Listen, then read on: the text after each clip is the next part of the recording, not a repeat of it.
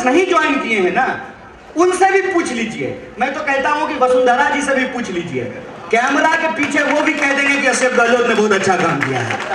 क्या विधायक जी, आपको पेंशन मिलता है कि नहीं मिलता है? तो ये जो कांस्टेबल बंदूक लेके खड़े हैं, इनको पेंशन नहीं मिलना चाहिए? मिलना चाहिए ना।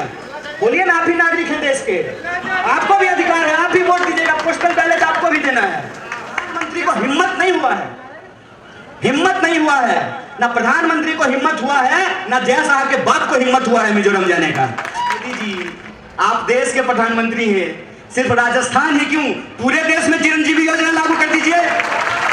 अमीन कागजी साहब ये कह रहे थे कि इन्होंने स्कूल बनवाया, इन्होंने अस्पताल बनवाया, इन्होंने मंदिर के काम किए, मस्जिद के काम किए, शमशान के काम किए, कब्रिस्तान के काम किए, सड़कें बनवाई, बिजली के खंभे लगवाए, लाइट लगवाया। कोरोना के दौरान इन्होंने आप लोगों के लिए काम किया। मुझे बस इतना बता दीजिए कि ये सच बोल रहे थे कि प्रधानमंत्री की तरह झूठ बोल रहे थे, बस इतना बता दीजिए। सारे लोग हाथ उठा के बता दीजिए, ये सच बोल रहे थे? सब लोग हाथ उठा के एक बार बस बता दीजिए। अब आप ही बताइए, इनसे वोट मांगने की जरूरत है क्या? बोलिए, इनसे आपसे वोट मांगने की जरूरत है क्या? हमारे यहाँ एक कहावत है, मैं बिहार से हूँ और आजकल छठ का त्योहार चल रहा है। बिहार में कहावत कही जाती है, नहाया हुआ शरीर और खाया हुआ शरीर को छुपाने की जरूरत नहीं होती है। मैं किसी भी व्यक्ति के बारे में झूठ नहीं बोलना चाहता, खुद के बारे में भी नहीं बोलना चाहता। तो जो आपके विधायक साहब ने कहा, आपने हाथ उठा करके उस पर मुहर लगा दी, तो आप बताइए कि यह चुनाव अमीन कागजी साहब का चुनाव है, भारतीय राष्ट्रीय कांग्रेस का चुनाव है कि आपका चुनाव है? आपका चुनाव है ना। यह चुनाव किशन पोल की एक एक जनता, चाहे वो तिलक लगाती हो या टोपी पहनती हो, चाहे वो आरती करती हो या सजदे में सर झुकाती हो, ये उसके आत्मसम्मान का चुनाव है, ये उसके अधिकार का चुनाव है। इस बात को याद रखिएगा। मैं सिर्फ आपको एक बात कहना चाहता हूं, अभी मैं विभिन्न राज्यों से घूम करके आया हूं और रिकॉर्ड कर लीजिएगा, हालांकि पुलिस तो करती ही है, क्या आप भी रख लीजिएगा। मैं यहां से खड़ा होकर बोल रहा हूं, बीजेपी मिजोरम हारेगी। प्रधानमंत्री को हिम्मत नहीं हुआ है, हिम्मत नहीं हुआ है, ना प्रधानमंत्री को हिम्मत हुआ है, ना जय साहब के बाप को हिम्मत हुआ है मिजोरम जाने का। ये मिजोरम नहीं गए हैं, अपने ही देश के एक राज्य में इनको जाने की हिम्मत नहीं है और यहां आकर के बतौलेबाजी कर रहे हैं, यहां आकर के बतौलेबाजी कर रहे हैं। लिख लीजिएगा, नोट कर लीजिएगा, बीजेपी मिजोरम हार रही है, बीजेपी मिजोरम हार रही है, बीजेपी तेलंगाना हार रही है, बीजेपी छत्तीसगढ़ हार रही है, बीजेपी मध्य प्रदेश हार रही है। ये मेरा बात रिकॉर्ड करके रख लीजिए। और रही बात राजस्थान की, नहीं ऐसे नहीं, मेरी भी इच्छा है, कहते हैं ना, आपकी इच्छा और हमारी इच्छा एक ही है, लेकिन ऐसी नहीं, गारंटी होना चाहिए। और गारंटी क्यों होना चाहिए ये मैं आपको बताता हूं। राजस्थान इस देश के इतिहास में कई सारे अध्याय को जोड़ता है। राजस्थान एक ऐसा राज्य है जहां सबसे पहले पंचायती राज लागू हुआ कि नहीं हुआ? राजस्थान ऐसा राज्य है जहां सबसे पहले आरटीआई का पायलट प्रोजेक्ट हुआ। राजस्थान ऐसा राज्य है जहां सबसे पहले मनरेगा लागू हुआ और राजस्थान ऐसा राज्य है जहां सबसे पहले चिरंजीवी योजना लागू हुई है। राजस्थान इस देश का ऐसा राज्य है जो कई मामलों में नंबर 1 है, नंबर 1। इसीलिए यह चुनाव कांग्रेस पार्टी के लिए सिर्फ अहम नहीं है, यह चुनाव सिर्फ गहलोत साहब के लिए अहम नहीं है, यह चुनाव सिर्फ अमीन कागजी साहब के लिए अहम नहीं है, यह चुनाव अहम है राजस्थान में रहने वाली एक एक जनता के लिए। इसलिए अहम है कि आप देश के किसी कोने में चले जाइए, राजस्थान के किसी कोने में चले जाइए, किसी भी व्यक्ति से पूछ लीजिए। आज ही भाजपा छोड़ करके 7 लोग कांग्रेस ज्वाइन किए हैं।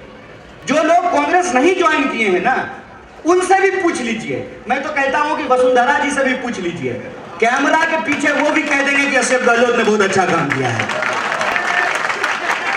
राजस्थान में चाहे बीजेपी का वोटर हो, बीजेपी का सपोर्टर हो, बीजेपी का कार्यकर्ता हो, उससे भी पूछ लीजिए तो वो भी कहेगा कि ये बात तो सच है कि अशोक गहलोत ने बहुत काम किया है।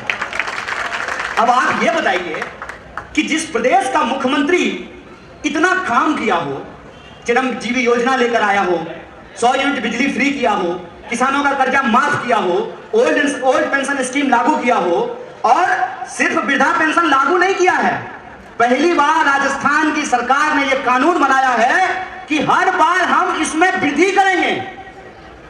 ये एक अमाउंट देकर के नहीं छोड़ देंगे, हर बार हम इसमें वृद्धि करेंगे। ये सारी जो योजनाएं लागू हुई तो प्रधानमंत्री आए, जैसा कि चर्चा वो आए और उन्होंने आकर के कहा कि जो योजना लागू है वो योजना लागू रहेगी। अब बल तो ये कि अगर वो योजना लागू रहेगी तो मोदी जी आप देश के प्रधानमंत्री हैं, सिर्फ राजस्थान ही क्यों पूरे देश में चिरंजीवी योजना लागू कर दीजिए। है हिम्मत? करेंगे लागू? नहीं करेंगे लागू। और आजकल उनके कई सारे जो है दूसरे राज्य के मुख्यमंत्री आते हैं राजस्थान। आप सब लोग रहते होंगे सिक्योरिटी में, कभी मौका मिलेगा तो पूछिएगा। कह रहा था एक मुख्यमंत्री अभी आकर के कि हम राजस्थान में 450 रुपया में सिलेंडर देंगे। अरे भाई, राजस्थान में क्यों देंगे? असम में दे दीजिए, उत्तर प्रदेश में दे दीजिए, मध्य प्रदेश में दे दीजिए, गुजरात में दे दीजिए। इंतजार किस बात का है? बेईमानी गुरु, बेईमानी है। यह बेईमानी बस आप लोगों को समझना पड़ेगा कि राजस्थान की आम जनता के लिए जो चीजें मिल चुकी हैं, चिरंजीवी योजना लागू हो गया, 100 यूनिट बिजली फ्री मिल गई, किसानों को फ्री यूनिट बिजली मिल गया, ओल्ड पेंशन स्कीम लागू हो गया, 500 रुपए में सिलेंडर मिलने लगा। जो लागू हो गया है वो तो लागू हो गया है, और जो 7 गारंटी लेकर के आए हैं उन 7 गारंटी को भी अगर आपको लागू करना है तो आपको अमीन काजी को जिताना पड़ेगा। इस बात को आप ध्यान रखिए। और हमारी 7 गारंटी का असर देखिए कि जो करते थे दिन रात हिंदू मुसलमान, वो भी कहने लगे रोजी रोटी कपड़ा मकान। इनको जो है ना हम कान पकड़ करके जो है अपने पिच पे लेकर के आए हैं, समझे? जैसे इंडिया की टीम ने कैसे नाक रगड़ दिया था इंग्लैंड की टीम को, वैसे इनको कान पकड़ करके हम अपनी पिच पे लेकर के आए हैं। ये ओल्ड पेंशन स्कीम की बात नहीं कर रहे थे, ये 500 रुपया में सिलेंडर देने की बात नहीं कर रहे थे। ये कहते थे कि 500 रुपया में सिलेंडर देने का मतलब ये है कि आप सरकारी खजाना लुटाना चाहते हैं। चोरबा, आपके लिए 8,500 करोड़ का हवाई जहाज खरीदा जा सकता है देश की जनता के पैसा से। आपके दोस्त को लाखों करोड़ का कर्जा माफ किया जा सकता है। आपके लिए 15 करोड़ का कार खरीदा जा सकता है। आपको पेंशन मिल सकता है। क्या विधायक जी, आपको पेंशन मिलता है कि नहीं मिलता है? तो ये जो कांस्टेबल बंदूक लेके खड़े हैं, इनको पेंशन नहीं मिलना चाहिए? मिलना चाहिए ना?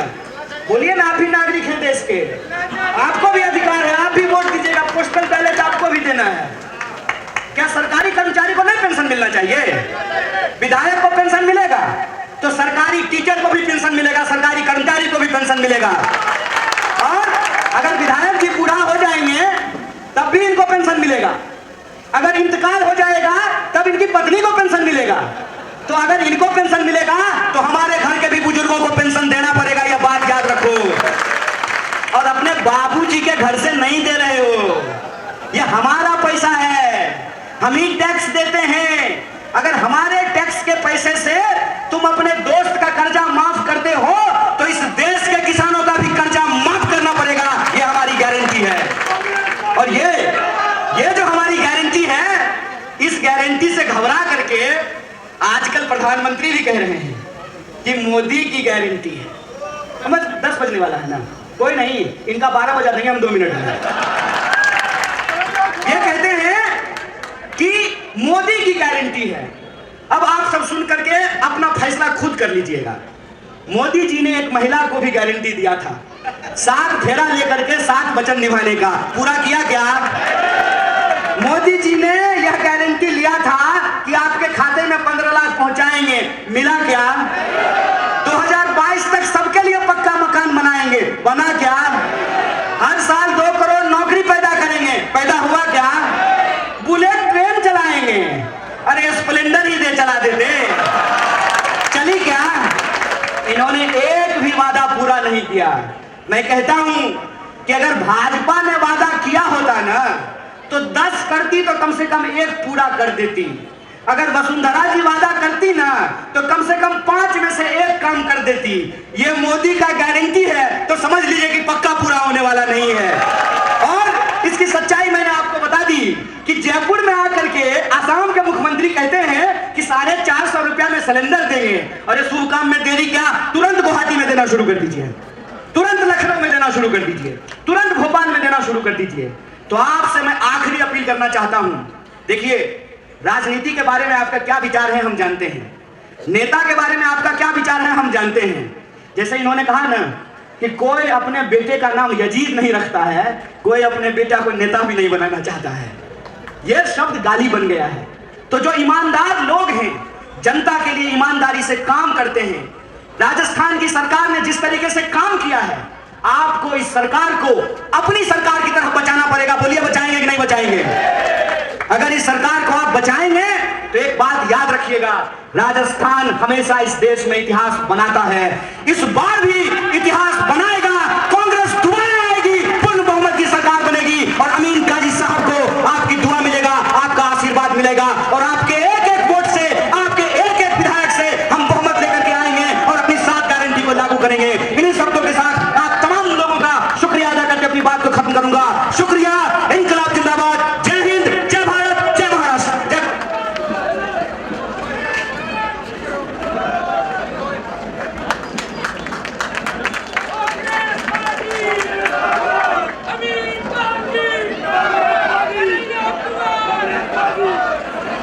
Amin!